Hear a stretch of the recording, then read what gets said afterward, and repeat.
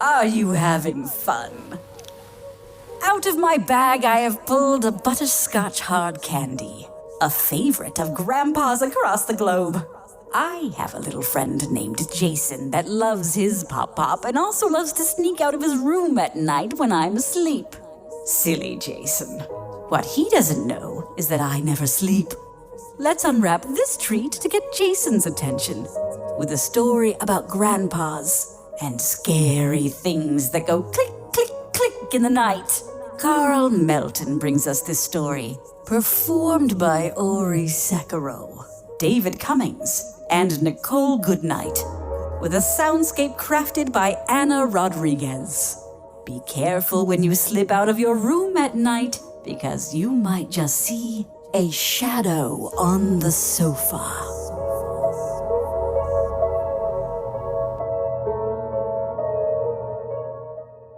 I hate the flu. Mom told me to drink lots of water. It's the best way to bring down the fever, she said.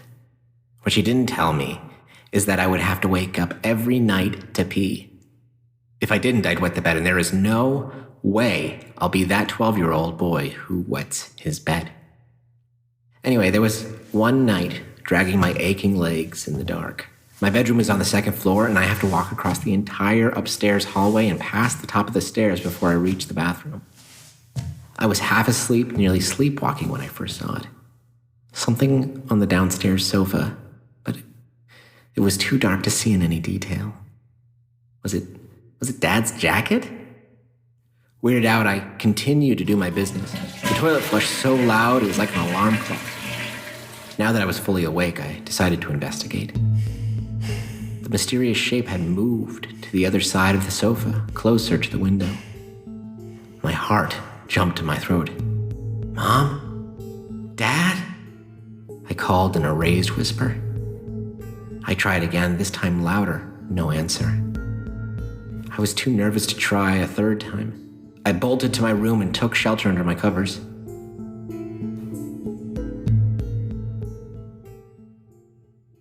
Good morning, sleepyhead. How are you feeling? Mom asked while sitting on my bed. I shielded my eyes from the bright light coming through my window, then remembered what I saw only hours before. I jumped out of bed, running past my confused mom. Nothing was on the sofa. Not even a jacket. Mom caught up to me. What are you staring at, Ryan? Were you sitting on the sofa last night?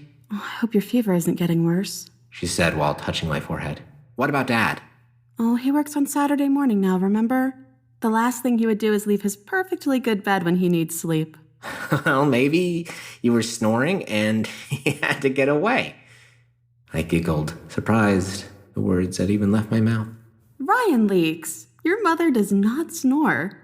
Now go back to bed and rest. I'll send Grandpa up with your breakfast soon.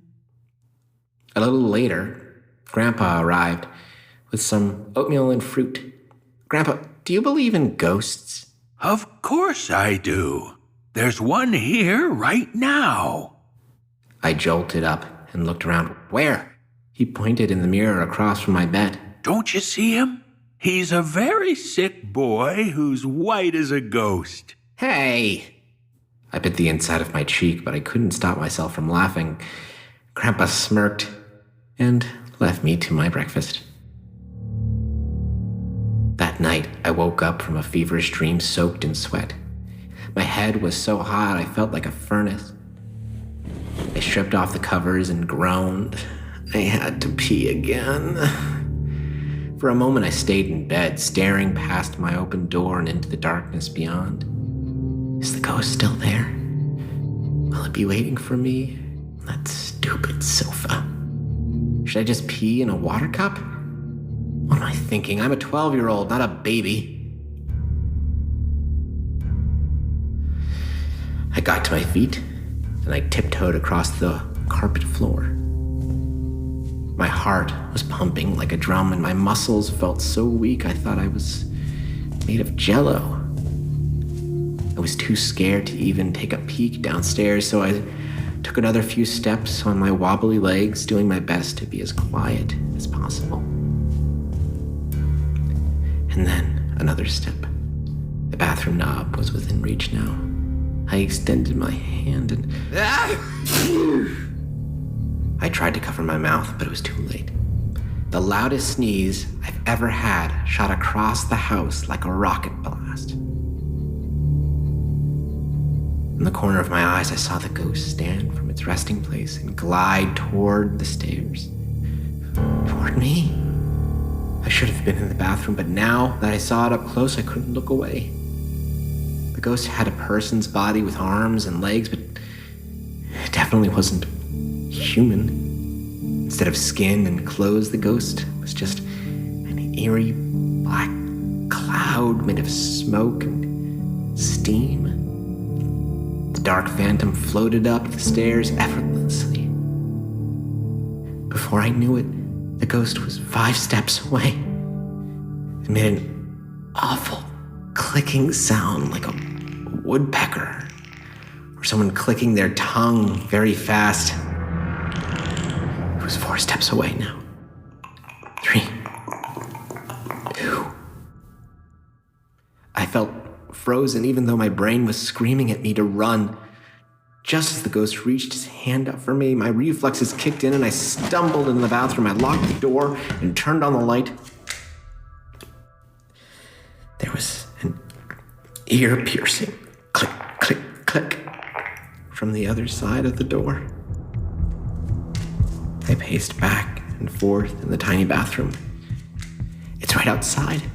Can the ghost walk through a closed door? What do I do? Before I could think of my next move, the bathroom lights went out.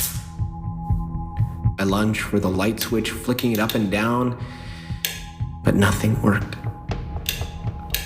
I didn't stop trying until the door next to me creaked open. The same door I thought I'd locked. I swallowed a scream and was forming in my throat, and I covered my mouth. My eyes hadn't adjusted to the pitch black yet, but I saw a moving shadow on the other side of the room. It was here, only inches away from me. There was a rustling sound from the shower curtain being dragged open, and I ran for my life. The last thing I remember was wanting desperately to get out of the house. I was running downstairs and almost tripped, or maybe I did trip because I never made it to the front door.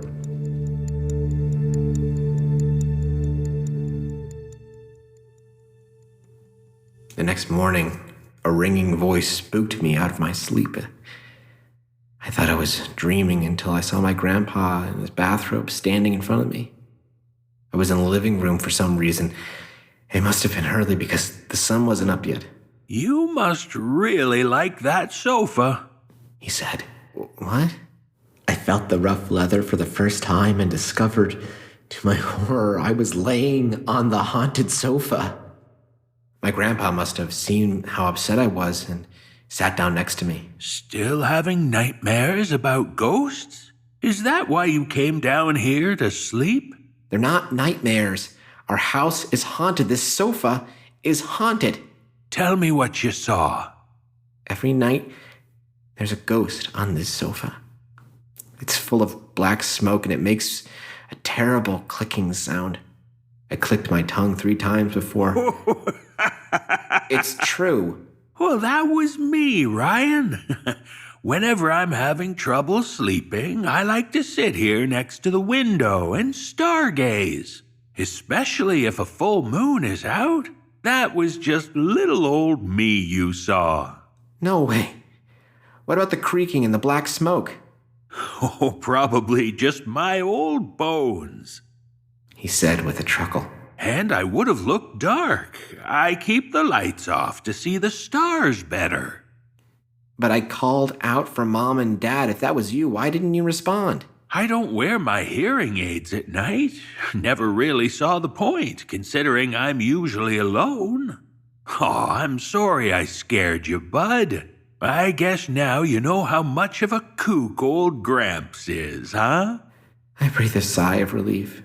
For the first time in 2 days, I didn't feel like a crazy person. You really scared me, Grandpa. Last night was worse. Last night? Yeah, last night. You were here on the sofa and walked up the stairs while making that weird noise. Now that makes no sense. You got your days mixed up, buddy. How? Ryan, there was no full moon last night. I was sound asleep in bed.